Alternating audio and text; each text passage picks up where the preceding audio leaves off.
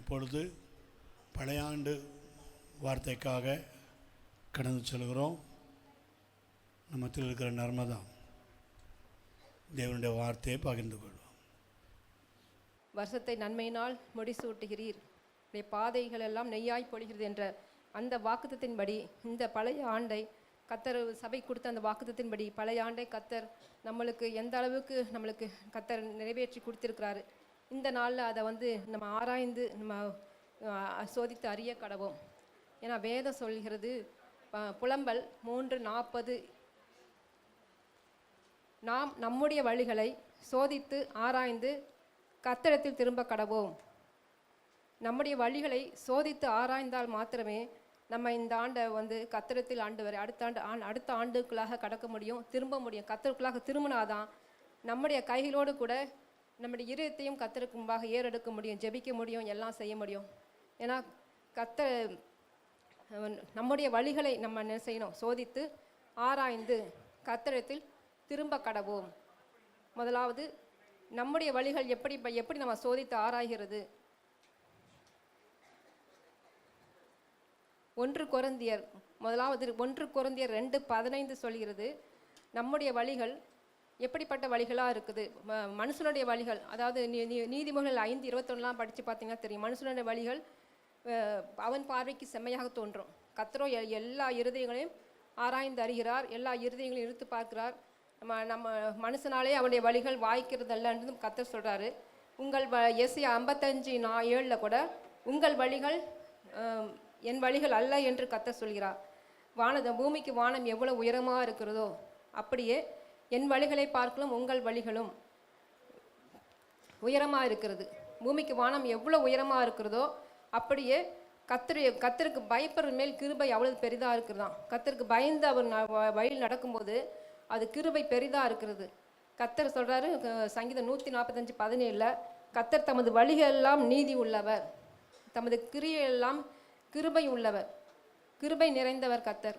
அப்போ அந்த கர்த்தருக்குள்ளே நம்ம என்ன செய்யணும், நம்ம நல்லா வேத வசனத்தின்படி கர்த்தர் கொடுக்குற கர்த்தர் சொல்கிறார்ல, சபைக்கு காது உள்ளவன் கேட்கடவன். அப்போ அந்த வசனத்தை நம்ம கேட்கும்போது, கர்த்தர் வார்த்தையை நம்ம சத்தத்துக்கு நம்ம சரியாக செவி கொடுத்து கேட்கும்போது நம்முடைய வழிகளை சரியாக நம்ம ஆராய்ந்து சோதித்து கர்த்தருக்கு திரும்புவோம். கர்த்தர் நம்மளை வழி நடத்துவார் பரிசுத்தமுள்ள பாதையில். இந்த பூமிக்குரிய வாழ்க்கை நம்மளுக்கு ரொம்ப கடினமான வாழ்க்கை தான், வனாந்திர வாழ்க்கை. ஆனாலும் கர்த்தர் அந்த வனாந்திரத்திலலாம் கர்த்தர் வழியை உண்டாக்கி கொடுக்குறார் நம்மளுக்கு. ஏன்னா எப்படின்னு வாழலாம், ஆனால் வனாந்திரத்தில் தான் கர்த்தர் நம்மளுக்கு வழியை உண்டாக்கி கொடுக்க சித்த வச்சிருக்கிறார், ஒன்றுமில்லாத இடத்துல தான். ஏன்னா தாவீது சொல்கிறாரு சங்கீதம் 1 கொரிந்தியர் 2:15, ஆவிக்குரியவன் எல்லாவற்றையும் ஆராய்ந்து நிதானிக்கிறான், ஆனாலும் அவன் மற்றொரு நாள் நிதானிக்கப்படான். நம்ம உண்மையாகவே நம்முடைய வழிகளை நம்ம எல்லாவற்றையும் ஆராய்ந்து அறியணும். தாவீது சொல்கிறார்ல, சங்கீதம் 139:1-23 வரையும் படித்து பார்த்தா தெரியும். கர்த்தாவே, நீர் என்னை ஆராய்ந்து அறிந்திருக்கிறீர். முதலாவது என்னை ஆராய்ந்து அறிந்திருக்கிறீர். நான் உட்கார்தலையும் என் எழுந்திருக்கலையும் அறிந்திருக்கிறீர். எப்பெல்லாம் நான் தேவ சமூகத்தில் உட்காருறேன் எல்லாவற்றையும் நீ அறிந்திருக்கிறீர். எப்பெல்லாம் நான் எழுந்திருக்கிறேன், ஒரு பாவத்தை செஞ்சாலும் படுத்தே கிடந்தால் 38 வருஷம் படுத்தே தான் கிடக்கலாம். ஏன்னா நம்ம என்னைக்கு உணர்வு அடைகிறோமோ, நான் கத்திருக்கிறதமாக பாவம் செஞ்சேன், பரத்துக்கிறதமாகவும் தகப்பனே பரத்துக்கிறதமாக உமக்கு முன்பாக பாவம் செய்தேன் என்று நம்ம உணரும் போது கர்த்தர் இந்த நாளில் நம்மளுக்கு அந்த பாவ மன்னிப்பு நிச்சயத்தை கொடுக்குறார். தொடர்ந்து நம்மளை பரிசுத்தமுள்ள பாதையில் நம்மளை நடத்துகிறான்னு வேதம் சொல்லுது. அப்படியாக நம்ம இந்த நாளில் நம்ம வழிகளை சோதித்து ஆராய்ந்து கர்த்தரை திரும்ப கடமை. எல்லாவற்றையும் நம்ம ஆராயணும்.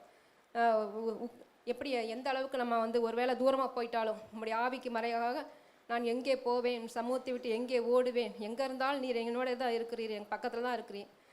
எதுக்கும் நம்ம பயப்படக்கூடாது. கர்த்தரை நோக்கி கூப்பிடும்போது கர்த்தர் எட்டாதும் அறியாதமான காரியங்களை நம்மளுக்கு என்ன செய்கிறார், அறிவிக்கிறார் பைபிள் சொல்லுது. அப்போ ரோமர் 8:5 சொல்லப்படுது, ஆவிக்குரிய ஜீவத்தில் நம்ம நடந்தாதான் ஆவிக்குரியில் சிந்திக்க முடியும். மாம்சத்தில் நடக்கும் போது நம்மளுக்கு ஒன்றுமே கர்த்தர் உணர்வை தரவே மாட்டார், வசனத்தை அனுப்ப மாட்டார். வசனத்தின் ஏன்னா வேதம் சொல்லுது, அவர் வசனத்தை அனுப்பி அதன்படி நம்மளை என்ன செய்கிறார், வழியை வாய்க்க செய்கிறார். எந்த வழியாக இருந்தாலும் நம்ம எங்கே போனாலும் என்ன செஞ்சாலும் நடந்தாலும் படுத்திருந்தாலும் அவர் நம்மளை சூழ்ந்திருக்கிறார், பாதுகாக்கிறார். நம்மளை ஆசீர்வதிக்கிற மாத்திரமல்ல, நம்மளை எப்பொழுதும் சுற்றிலும் வேலி எடுத்து என்ன செய்கிறார், பாதுகாக்கிறார். அப்படிப்பட்ட கர்த்தராகிய தேவனை நம்ம என்ன செய்யணும், என்னாலும் நம்ம அனுதினமும் நம்மளை நிதானித்து ஆராய்ந்து என்ன செய்யணும், வழியில் அறியணும்னு வேதம் சொல்லுது. அப்படியாக இந்த நாளில் நம்ம வந்து தாவீது சொல்கிறதுக்கு இந்த அறிவு எனக்கு மிகுந்த ஆச்சரியம், எனக்கு எட்டாத உயரமாக இருக்கிறது. அவர் என் உயரத்தில் இருக்கிறார். நம்மளை அவரை பார்க்கணுன்னா நம்ம சமூகத்தில் காத்திருந்து நல்ல அனுதினமும் நல்ல எந்த சோதனை வந்தாலும் விழித்திருந்து ஜெபிச்சு உள்ளான மனசில் வல்லமையாக நம்ம பலப்படணும். பலப்பட்டு புறமானது அழியாமல் உள்ளானது நாளுக்கு நாள் புதிதாக்கப்படாதுன்னு வேவ சொல்லுது. ஏன்னா நம்ம ஆவிக்குரிய ஜீவத்தில் வந்தாச்சு, நம்ம அதை விட்டு விலகவும் முடியாது, உலகத்துக்குள்ளேயும் போகவும் முடியாது. இந்த வனாந்திர ஜீவத்தில் நம்ம வழியை கர்த்தர் உண்டாக்கி தெரிந்திருக்காரு. அப்போ அனுதினமும் என்ன செய்யணும், நன்மை நான் செய்கிறது எனக்கே சம்மதி இல்லைன்னு சொல்லிகிட்டே நம்ம இருக்கக்கூடாது.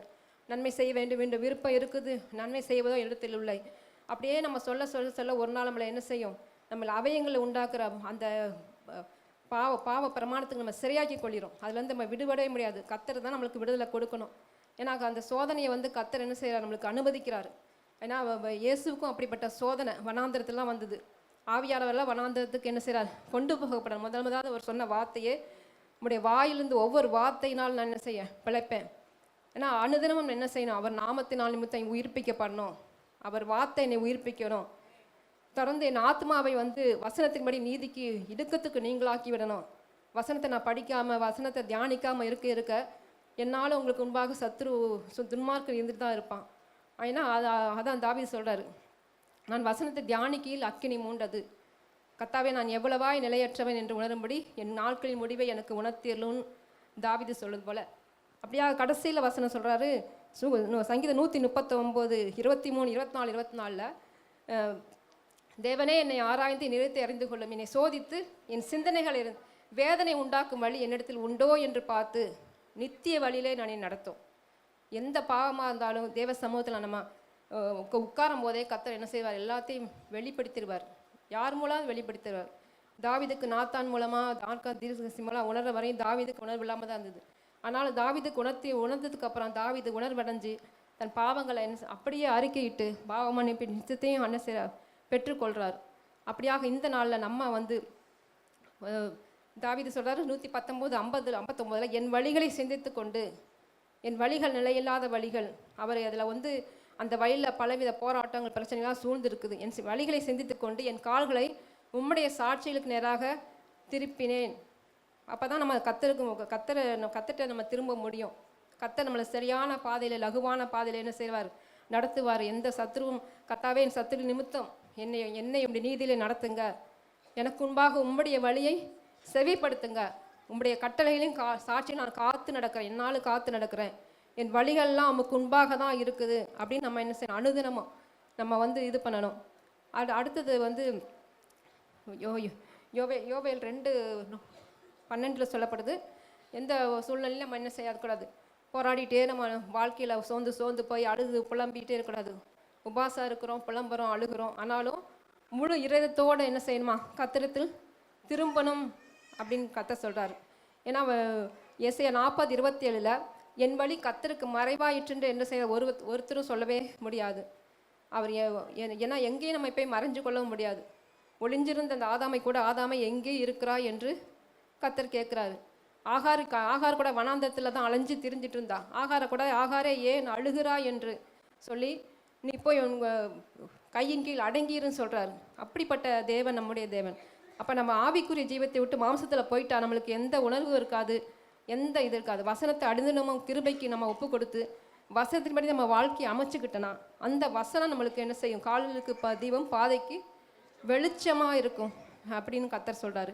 ஏன்னா அனுதினம் என்ன செய்யணும், நம்ம உள்ளான மனுஷனில் வல்லமையாக சோதனைக்கு உட்படாதபடிக்கு நம்மளே என்ன செய்யணும், நம்மளுடைய வழிகளை ஆராய்ஞ்சு என்ன வழியில் என்ன காரியம் வந்திருக்கு, எப்படிப்பட்ட சோதனை வந்திருக்கு, இந்த சோதனை நம்ம எப்படி ஜெயிக்கிறது, வசனத்தின்படி அவர் வார்த்தையின்படி தேவ சமூகத்தில் காத்திருந்து நம்ம சுயங்களை நம்ம கர்த்தருக்கு முன்பாக நம்ம ஒப்பு கொடுக்கும் போது கர்த்தர் என்ன செய்வார், எல்லாவற்றையும் என்ன செய்வார், வேலி அடைப்பார். தொடர்ந்து நீ விசுவாசம் கூட நம்மளுக்கு இருக்குதான்னு அனுதினம் நம்ம சோதிக்கணும். 2 கொரிந்தியர் 13:5 உங்களுக்கு நீங்கள் விசுவாசம் உள்ளலோ என்று உங்களை நீங்களே சோதித்து அறியுங்கள். கர்த்தர் சோதிக்கிறதுக்கு முன்னாடி நம்மளே என்ன செய்யணும், முதலாவது சோதிக்கணும். ஏன்னா கர்த்தர் நீதிமானதான் சோதிக்கிறார். நம்ம முதலாவது அடி எடுத்து நம்மளை விசுவாசம் இருக்குதா, இயேசு கிறிஸ்து எனக்குள்ளாக இருக்கிறாரா, அவரை ஜீவன் எனக்குள்ளாக இருக்குதா, அவர் ஜீவன் சமாதானமும் அவர் ஆவிக்குரிய ஜீவத்தில் நடக்கும்போது ஆவியின் சிந்தை ஜீவனும் சமாதானமும் கத்த சொல்கிறாரு. அப்போ அவரோட ஜீவன் இருக்குதா? ஏன்னா விசுவாசம் இல்லாமல் தேவனிடத்தில் பிரியமாக இருப்பது கூடாத காரியம். இந்த ஆண்டு தொடக்க முதல் நம்ம ஒவ்வொரு காரியம் விசுவாசத்தில் அடி எடுத்து வைத்திருக்கிறோமா? விசுவாசத்தோட காணாத தேவனை விசுவசித்து தேவ சமூகத்தில் காத்திருந்து, ஏன்னா காத்திருக்கிறவங்க தான் கழுகுகளை போல செட்டையில் அடித்து உயர எழும்ப முடியும். இங்கே பூமியில் இருக்கிற வரையும் நம்மளுக்கு, ஏன்னா செட்டைகள் அடிக்க முடியாமல் இருக்கணும்னா நம்ம என்ன செய்யணும்? கத்தர் ஒருவேளை நம்மளை கலைக்கிறாரு, கலைக்கிறாருன்னா அங்கே இருக்க இடத்துலேயே நம்ம இருக்கக்கூடாது. செட்டைகளை அடித்து உயர எலும்பு தான். மார்க்கு 9:23 சொல்லப்படுது, விசுவசிக்கிறவங்க எல்லாமே கூடும், கூடாத காரியம் ஒன்றுமில்லை. அப்போ நம்ம என்ன செய்யணும்? அவர் அறிஞ்சிருக்காரு. நமக்கு தேவனை என்ன செய்யணும்? ஒன்று சாலமோன் அப்படி தான் சொல்கிறார். தாவீது சாலமோனுக்கு, என் பிரியமான சாலமோனே, நீ உன் பிதாவின் தேவனை அறிந்து உத்தம இதயத்தோடு உற்சாக மனதோடு சேவி. உற்சாகம் இருக்கணும் நம்மளுக்கு. அவரை சேவிக்கிறதுனா நம்மளுக்கு புரோஜனம் என்ன? அவர் ஜெபிக்கிறதுனால எனக்கு என்ன புரோஜனம்? நம்மளுக்கு புரோஜனக்காண்டி கத்தர் நம்மளை அழைக்கல, மற்றவர்களுக்கு புரோஜனத்தை தேடவே கத்தர் நம்மளை என்ன செய்திருக்கார்? அழைத்திருக்கிறார். உற்சாக மனதோடு கம்பீரத்தோடு அவர் தேவ சமூகத்தில் காத்திருந்து நம்ம என்ன செய்யணும்? ஜெபிக்கணும். ஏன்னா யோசுவா 24:17 சொல்கிறாரு, நம்மையும் நம்முடைய பிதாக்களையும் பாவம் என்ற அடிமைத்தடத்திலிருந்து நம்ம என்ன செஞ்சார்? கத்தர் தான் மீட்டு கொண்டு நம் நடந்து வந்த பாதை முழுவதும் கடந்து வந்த எல்லா ஜனங்களுக்குள்ள நம்மை பாதுகாத்தவர் நம்மை தேவனாகிய கர்த்தர் தாமே. வேற யாரை நம்ம சேவிப்போம்னு வேதம் சொல்லுது. அவரை தான் என்ன செய்யணும்? அவருக்கு தான் நம்ம என்ன செய்யணும்? ஆவியோடு உண்மையோடு தொழுது கொள்ளணும். பிதாவை எங்கும் தொழுது கொள்ளும் காலம் வரும். எந்த இடத்துலையும் தொழுது கொள்ளலாம். போராட்டமா, பிரச்சனையா, எங்கே இருந்தாலும் தொழுது கொண்டாலும் கர்த்தர் என்ன செய்வார்? செவி சாய்க்கிறார் வேதம் சொல்லுது. அப்படியாக இந்த நாளில் நம்முடைய வழிகளில் முதலாவது என்ன செய்யணும்? அதான் தாவீது சொல்றாரு, கர்த்தாவே நீ என்னை ஆராய்ந்து அறிந்திருக்கிறீர் அப்படின்றார். ரெண்டாவது கலாத்தியர் 6:4 அவன் தன் சுய கிரியை சோதித்து பார்க்க கடவன், மற்றவர்களை பார்க்கும்போது அல்ல, தன்னை தானே பார்க்கும்போது மேன்மை பாராட்ட அவனுக்கு இடம் உண்டாகும்.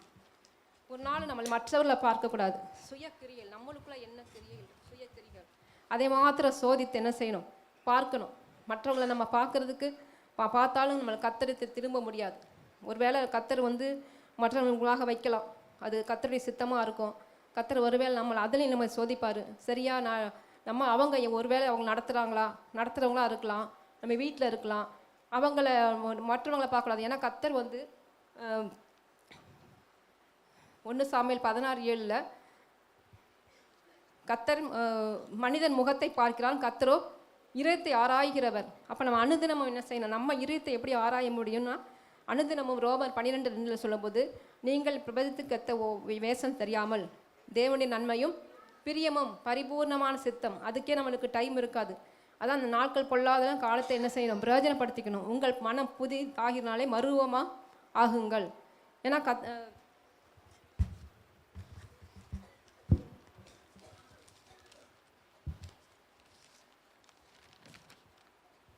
அப்படியா ஒருவர் பாரத்தை ஒருவர் சுமக்கணும்.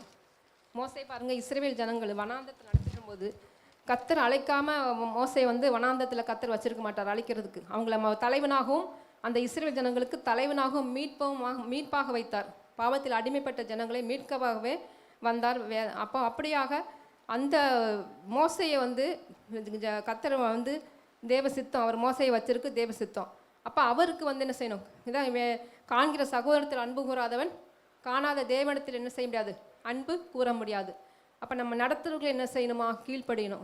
இந்த வருஷம் தொடக்கம் முதல் எதெல்லாம் நாம் கீழ்ப்படியாமல் இருந்தோம், கீழ்ப்படியாதனால அப்ரஹாம் கீழ்ப்படியும் போது கத்தர் எவ்வளோ போகும் இடம் என்னதென்று அறியாமல் புறப்பட்டு போனான். நம்ம என்ன சொன்னாலும் அது பின்னாடி விளைவை பார்க்கக்கூடாது. எல்லாம் அறியாமல் என்ன செய்யணும்? புறப்பட்டு போனோம். ஒருவர் பாரத்தை ஒருவர் சுமந்து மற்றவங்களை நம்ம பார்க்க நம்ம என்ன செய்கிறோம்? தொடர்ந்து வனாந்தரத்தில் தான் நம்ம என்ன செய்கிறோம்? இந்த இஸ்ரேல் ஜனங்களுக்கு தொடர்ந்து வனாந்தரம் தான், எங்கேயும் வழி திறக்கலை. இந்த 40 வருஷம் அளவும் என்ன செய்கிறார்? கத்தர் சோதிச்சு பார்க்குறாரு. 40 வருஷம் வழி திறக்கலை. இன்னும் கத்திரத்தில் திரும்பலை, வனாந்தரத்தில் தான் என்ன செய்கிறாங்க? சுற்றி வராங்க. ஆனால் மோசே பாருங்க, அவங்களுக்காண்டி 40 நாள் உபாசம் ஜெபிக்கிறாரு. அவங்க பாரத்தை அவர் சுமக்கிறாரு. தேவ உயரத்தில் போய் பர்வதத்தில் போய் ஏறி ஏறி தொடர்ந்து பேசி பேசி உயர பர்வத்திலே ஏறி ஜீவ வார்த்தையை கொண்டு போகிறாரு. ஆனால் அந்த ஜனங்கள் என்ன செய்கிறாங்க? மோசை மூலமாக அநேக அற்புதங்கள் அடையாளங்கள் செய்கிறாரு. ஆனால் அந்த ஜனங்கள் என்ன செய்கிறாங்க? ஒரு கன்றுக்குட்டியை உருவாக்கி இவர்கள் தான் எனக்கு நடத்தி வந்த தெய்வம், வனாந்தரத்தில் நடத்தி வந்த தெய்வம் சொல்கிற என்ன செய்கிறாங்க? மோசையை தள்ளி அவனுக்கு கீழ்ப்படிய மனதில்லாமல் வனாந்தரம் மீண்டுமாக என்ன செய்கிறாங்க? எகிப்துக்கே திரும்பணுன்றாங்க. அப்படியாக நம்ம இந்த நாட்களில் 2 கொரிந்தியர் 5:10 சொன்னபோது 2 கொரிந்தியர் 5:16 ஆகையால் இது முதல் கொண்டு நாங்கள் ஒருவனையும் மாம்சத்தின்படி அறியோம், நாங்கள் கிறிஸ்துவை மாம்சத்தின்படி அறிந்தாலும் இனி ஒருபோதும் அவரை மாம்சத்தின்படி அறியோம். ஒருவன் கிறிஸ்துவுக்குள் இருந்தால் புது சிருஷ்டியார், எல்லாம் ஒழிந்து போயிடும். பழைய காரியம் கிறிஸ்துவுக்குள் இருந்தால் போதும், ஜெபிச்சா போதும், அவர் நோக்கி கூப்பிட்டா போதும், எட்டாவது நம்மளுக்கு அறியாதமான காரியங்கள் என்ன செய்வாராம்? அனுதினமும் அறிவிப்பார். ஏன்னா அவனவன் வேலைப்பாடு எத்தனை என்று அக்கினி தான் என்ன செய்யும்? பரிசோதிக்கும். நம்ம மற்றவங்களை சோதிக்கணும், மற்றவங்களை பார்க்கணும்னு நம்ம செய்யவே இல்லை. நம்ம மற்றவங்களை பார்க்கும்போது மற்றவங்களை பார்த்து நம்ம மேன்மை பாராட்டுறதுக்கு அங்கே இடமே இல்லை. கர்த்தர் நம்மளை என்ன செய்வார்? ஒரு நாள் நம்மளை எல்லாருக்கும் மத்தியில் என்ன செய்வார்? உயர்த்துவார். அடுத்தது மற்றவங்களை என்ன செய்ய? 2வது மற்றவங்களை பார்க்கக்கூடாது. கர்த்தர் நம்மளுக்கு கொடுக்கப்பட்ட காரியம் என்ன? 2வது கர்த்தர் என்ன செய்கிறார்? சோதித்து அறியக்கூடாது. ஏன்னா ரோமர் 11:33 சொல்லுது, அவருடைய வழிகள் ஆராயப்படாதவைகள். அவர் நம்மளை யோபு சொல்கிறாரு, அவர் நம்மளை ஆராய்ந்தால் அது நம்ம நலமாக இருக்குமோ? அவர் வழிகள் என்ன செய்ய? அவர் பொல்லாங்கினால் சோதிக்கிறார் அல்ல. ஏன்னா கர்த்தராகிய நானே ஒவ்வொருவனுக்கும் அவனவன் வழிகளுக்கும் செய்களுக்கும் தக்கதை கொடுக்கும்படிக்கு இருதயங்களை ஆராய்ந்து உள்ளந்தரில் சோதித்தருகிறாய் இருக்கிறேன். ஏன்னா நம்ம வாழ்க்கையில் நம்ம பாவத்திலேருந்து எடுத்ததே பெரிய ஒரு அதிசயம்தான். ஆராய்ந்து முடியாத பெரிய காரியங்களையும் எண்ணி முடியாத அதிசயங்களையும் செய்திருக்கார். நம்ம நினச்சி கூட பார்க்கல. நம்ம நினச்சி போல பார்க்காம நம்மளை தேடி என்ன செஞ்சுருக்கார்? ரசித்திருக்கிறார். கர்த்தரை நம்ம நினைக்கல, கர்த்தரை தேடலை. ஆனால் நம்ம தேடி ஒரு படுகொலிலிருந்து நம்ம என்ன செஞ்சுருக்கார்? பெரிய பாதாளத்திலேருந்து மீட்டிருக்கிறார். அப்போ எவ்வளோ காரியங்கள் கர்த்தர் செஞ்சுருக்காரு. சங்கீதம் 40:5 சொல்லப்படுது, என் தேவனாகிய கர்த்தாவே, நீர் எங்கள் நிமித்தம் செய்த உம்முடைய அதிசயங்களும் உம்முடைய யோசனைகளும் அநேகமாக இருக்கிறது. ஒருவரும் அவைகளை உமக்கு விவரித்து சொல்ல முடியாது. நான் அவைகளை உமக்கு விரித்து சொல்லி அறிவிக்க வேண்டுமானால் அதுக்கு எண்ணிக்கைக்கு மேலானவைகள். துதிக்கப்படத்தக்கவர், சோதரிக்கப்படுறது அவர் ஒருவர் தான். ஏன்னா அவர் ஆலோசனையில் ஆச்சரியமானவர், செயலில் மகத்துவமானவர். நம்ம ஜீவித்த முழுமையாக தாவீது சொல்கிறாரு, என் செவிகளை திறந்தீர், இதோ நான் வருகிறேன் என்று கர்த்தர்ட்ட முழுமையான ஜீவித்தை ஒப்பு கொடுத்தணும். உமக்கு பிரியமானது செய்ய நான் வருகிறேன். நீரே என் தேவன், உம்முடைய நல்ல ஆவி என்னை செவ்வையான வழியில் என்ன செய்யணும்? நடத்தணும். பரிசுத்த ஆவியான செவ்வையான வழியில் நடத்தணும். அப்போ தான் நம்ம கர்த்தரத்தில் திரும்ப முடியும். கர்த்தர் இந்த என்ன செய்கிறார்? பரலோகத்தில் கொண்டு போய் நித்திய வெளில கொண்டு போய் என்ன செய்கிறார்? சேர்க்காது. ஆனால் இந்த கர்த்தர் சொல்கிறார், அதான் உமக்கு பிரியமானது செய்ய எனக்கு போதித்தரலும். ஏன்னா எபிரேயர் 3:7 ஆகையார் பரிசுத்த ஆவியார் சொல்கிறபடியே இன்று அவருடைய சத்தத்தை கேட்பீர்களாயில். அந்த இஸ்ரவேல் ஜனங்கள் என்ன செய்கிறாங்க? சத்தத்தை கேட்கல. யாத்திரா 15 சொல்லிட்டார் கர்த்தர், சத்தத்தை கேளுங்க, கவனமாக கேளுங்க, என் பார்வைக்கு செம்மையானில் செய்யுங்க, என் நியமங்கள் யாவையும் கைகொள்ளுங்க, கட்டளைக்கு செவி கொடுங்க, வார்த்தைக்கு செவி கொடுங்க. ஆவியானவர் உங்களுக்கு கூட இருக்கிறாரு. அவர் பகலில் மேகத்தினால் ராமுழுது அக்னி சம்பவத்தினால், வனாந்தத்தில் வெளிச்சம் இல்லை, இருட்டு தான். ஆனால் பகலில் மேகத்தினாலும் அக்னி சம்பவம் முன் செல்றாரு. அது கூட அந்த ஜனங்களுக்கு என்ன செய்யலை? தெரியல. ஒரு நாள் கர்த்தர் எங்கே என்று அந்த ஜனங்கள் கேட்கல. மோசைக்கு ஒரு காரியம் வந்தால் என்ன செய்கிறாங்க? அவனுக்கு என்ன சம்பவித்ததோ மீண்டும் எகிப்துக்கே திரும்புவோன்னு சொல்லிட்டு என்ன செய்கிறாங்க? போகிறாங்க. ஆனால் கர்த்தர் சொல்கிறார் எபிரேயர் 3:7 ஆகையால் பரிசுத்த ஆவியார் சொல்கிறபடியே இன்று அவருடைய சத்தத்தை கேட்பீர்கள் ஆயில். வனாந்தரத்தில் கோபம் மூட்டின போதும் சோதனையால் நடந்தது போல உங்கள் இருதயங்களை கடினப்படுத்தாதிருங்கள். அங்கள் உங்கள் பிதாக்கள் என்னை சோதித்து என்னை பரிசை பார்த்து என் 40 வருஷமும் என் கிரிகளை கண்டார்கள். 40 வருஷமும் எவ்வளோ அற்புதங்கள் அடையாளம் செய்தார். கண்மலை திறந்து தண்ணீரை கொடுத்தார், எல்லாத்தையும் கொடுத்தார். அதனால் நான் அந்த சந்ததியை ஆலோசித்து அவர்கள் வழி போகிற இறுதி மூலியம் வேண்டும். என் வழிகளை அறியாதவர்கள் வழியில் கூட என்ன செய்ய முடியாது? அறிய முடியாது. ஏன்னா என்னாகும் 14:22 சொல்ல, என் மகிமையும் நான் எகிப்திலும் வனாந்தில் செய்த அற்புதங்களையும் பார்த்தும் 10 தரம் என்ன செய்கிறாங்களா? பரீட்சை பார்க்குறாங்களாம். உன் தேவனாகிய கர்த்தரை பரீட்சை பாராதிருப்பாயாக கர்த்தர் சொல்கிறாரு. கடைசியாக யோபு சொல்கிறாரு, அவர் என்னை சோதித்த பின், எனக்கு எந்த சோதனை வந்தாலும் அவர் தான் என்னை சோதிக்கிறாரு, நான் என்ன செய்வேன்? சுத்த பொன்னாக விளங்குவேன். அவர் என்னை சோதிக்கும் போது சங்கீதம் 66:10 சொல்லுது, செழிப்புள்ள பாதையில் என்ன செய்கிறார்? கொண்டு போய் நம்மளை நடத்துவார். ஏன்னா 1 பேதுரு 1 இல்லை, என்னோட விலையேறப்பெற்ற விசுவாசத்தை அவர் சோதிக்கிறாரு. அவர் என்னைய சோதிக்கல, விலையேறப்பெற்ற விசுவாசத்தை என்ன செய்றாரு, சோதிக்கிறார். அப்படிதான் கிதியோனை கூட கர்த்தர் என்ன செய்றாரு, சோதிச்சு பார்க்குறாரு. கிதியோன் பயந்தாங்கோலி தான்.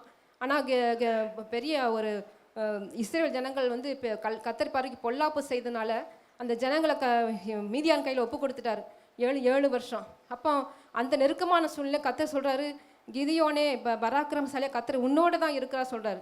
ஆனால் கிதியோன் வந்து தொடர்ந்து ஒரு பயந்து தான் இருக்கிறான். ஏன்னா கர்த்தர் எங்களோட இருந்தால் இவையெல்லாம் இவங்க நடக்குமா அப்படின்னு சொல்கிறாரு.